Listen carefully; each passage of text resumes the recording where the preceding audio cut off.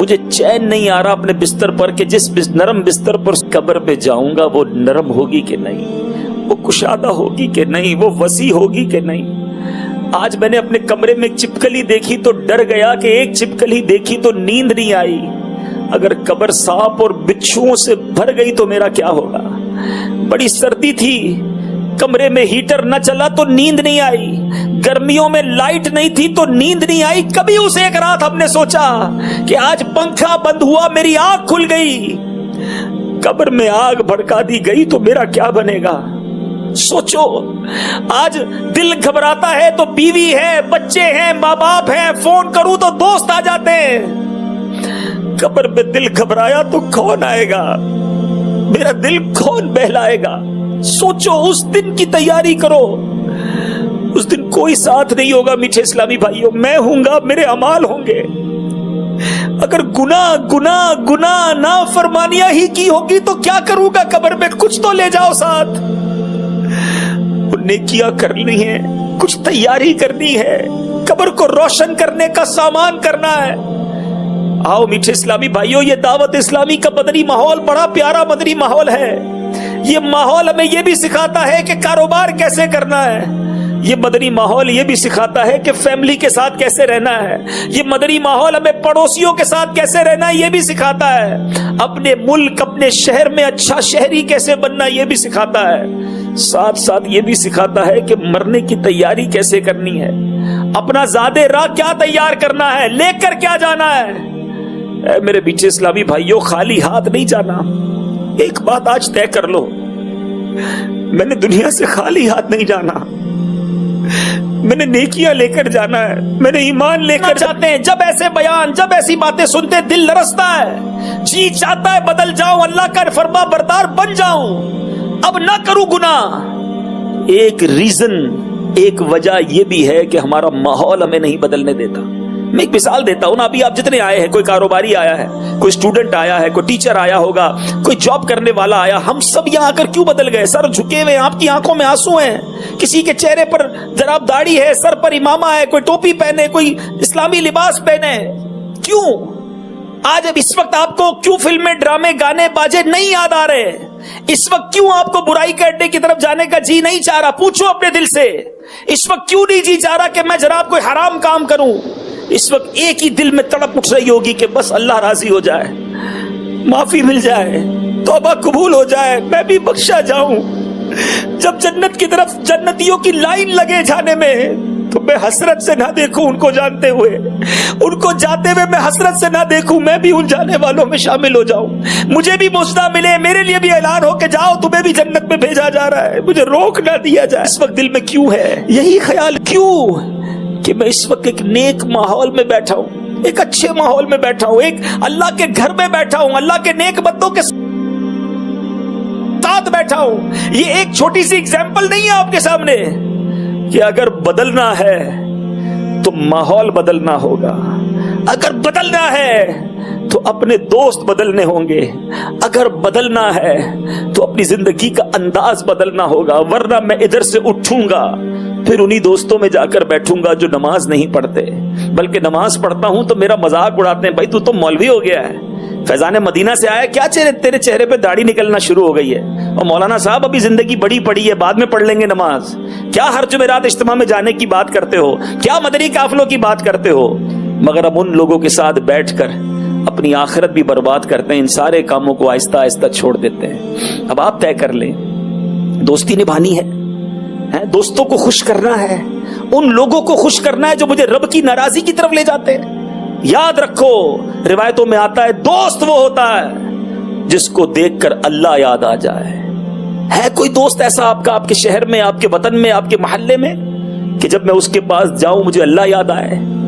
ارے میرے تو ایسے دوست ہیں جن کو دیکھ کر فلمیں یاد آتی ہیں، گانے یاد آتے ہیں، کانسرٹ یاد آتے ہیں، برائی کے طریقے یاد آتے ہیں، عجیب عجیب کلپ بھیجتا ہے مجھے۔ کیسے دوست بنائے ہیں؟ سوچو، یہ مرنے کے بعد ایصال ثواب بھی نہیں کر سکیں گے۔ مجھے اللہ کو راضی کرنا ہے، کوئی دوست قبر میں ساتھ نہیں آئے گا۔ تو ایک وجہ یہ بھی پتا چل گئی میٹھے اسلامی بھائیوں کہ ماحول نہیں بدلنے دیتا، اچھا ماحول بدل کر رکھ دیتا ہے. شیطان ہے نا, کہیں نہ کہیں اٹکا دیتا ہے, کوئی نہ کوئی سوئی اٹکا دیتا ہے. کسی کو رحمت کے آسرے پر گناہ کراتا ہے, کسی کو مایوس کر کے گناہ کرواتا ہے, کسی کو لمبی امیدیں دلا کر گناہ کرواتا ہے, اور کسی کو جناب کہتا ہے ابھی تو تھوڑے دنوں بعد ایسا کر لیں گے. نہیں, ابھی رائٹ اوے, آج بدلنا ہے. اللہ معاف کرنے والا ضرور ہے, مگر جب وہ غضب فرماتا ہے, جب وہ پکڑ فرماتا ہے, کیونکہ جہنم بھی تو اسی نے بنائی ہے نا.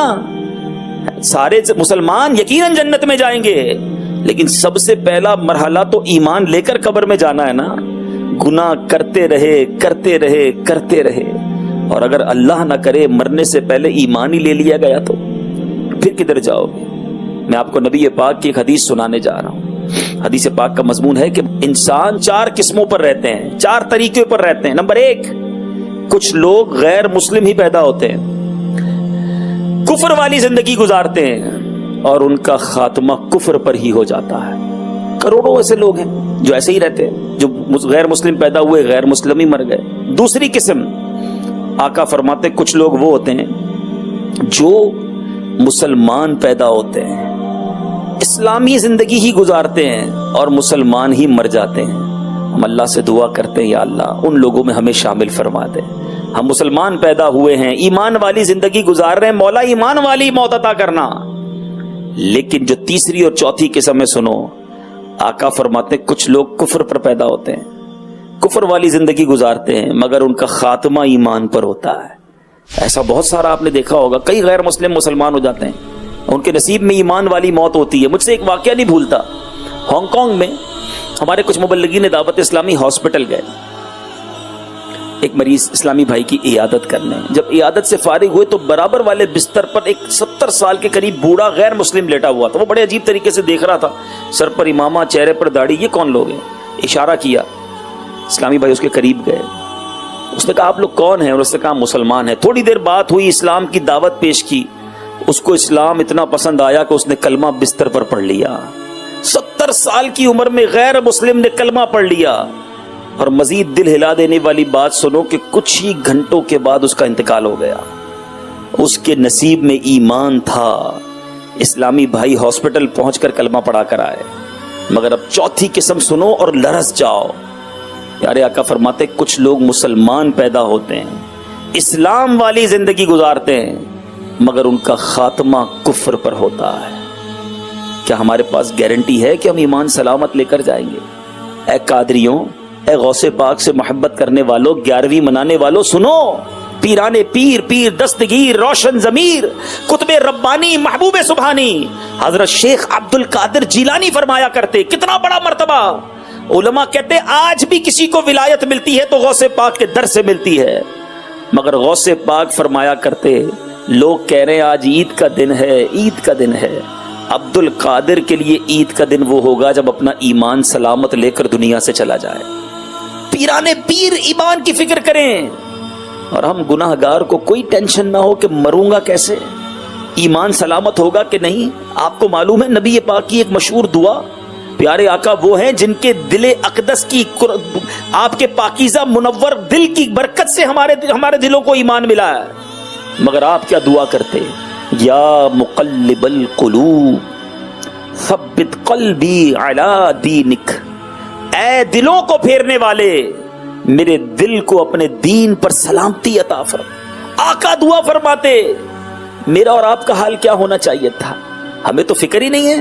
کوئی ایسا ہے کہ جو ڈاکٹر کے پاس لوگ جاتے ہیں کہتے ہیں ڈاکٹر صاحب نیند نہیں آتی, کاروبار کی ٹینشن بہت ہے, بلڈ پریشر ہائی ہو گیا ہے, سوچ سوچ کے بچوں کا کیا ہوگا, شوگر ہو گئی مجھے فلاں ٹینشن میں, کاروبار کے ٹینشن میں. ارے کوئی ایک ایسا ہے جو جائے کسی کے پاس کہے کئی دنوں سے سویا نہیں ہوں کہ ایمان پر موت آئے گی کہ نہیں آئے گی, مجھے چین نہیں کی قسم اگر بدلے بغیر مر گئے, اسی نافرمانی, اسی اللہ کو ناراض کرنے والی زندگی کے ساتھ چلے گئے, نمازیں قضا کرتے کرتے دنیا سے چلے گئے, حرام دیکھتے دیکھتے دنیا سے چلے گئے, حرام سنتے سنتے دنیا سے چلے گئے, حرام بولتے حرام کھاتے ہوئے دنیا سے گئے. سوچو اگر رب ناراض ہوا تو بنے گا کیا؟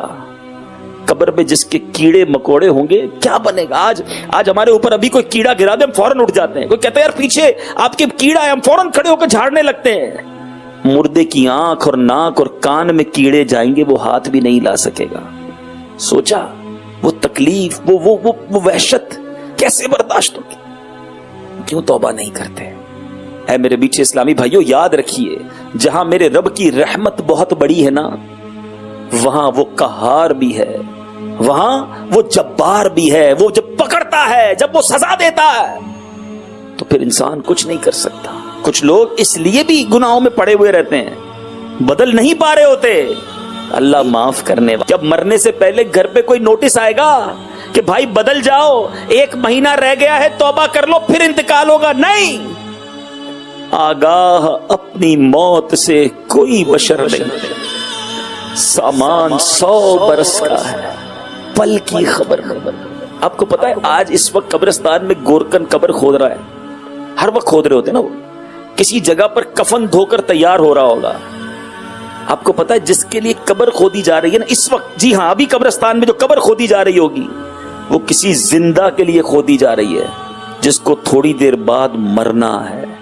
ابھی جو کفن تیار ہو رہا ہے، دھل رہا ہے، طے کیا جا رہا ہے، پلاسٹک کی تھیلی میں ڈالا جا رہا ہوگا کسی بھی دکان پر، وہ کسی زندہ شخص کے لیے کیا جا رہا ہے جس کو اب سے کچھ منٹ کے بعد مرنا ہے.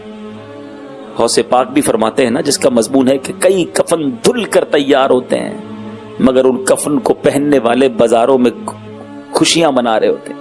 کئی قبریں خود کر تیار ہیں مگر ان کے اندر جانے والے اپنے گھروں کو تعمیر کرنے میں مصروف ہیں. کب کریں گے تیاری؟ سمجھو میرے میٹھے اسلامی بھائیو، یہی تو شیطان کا وار ہے.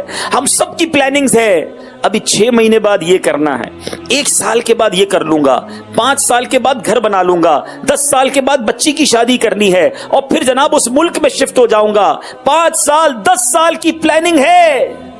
اس پورے جدول میں، اس پورے شیڈول میں مرنے کی پلاننگ کہاں ہے؟ جس سے فرار نہیں ہے، جس سے بچ کر نہیں نکل سکتے. Everybody have to dye.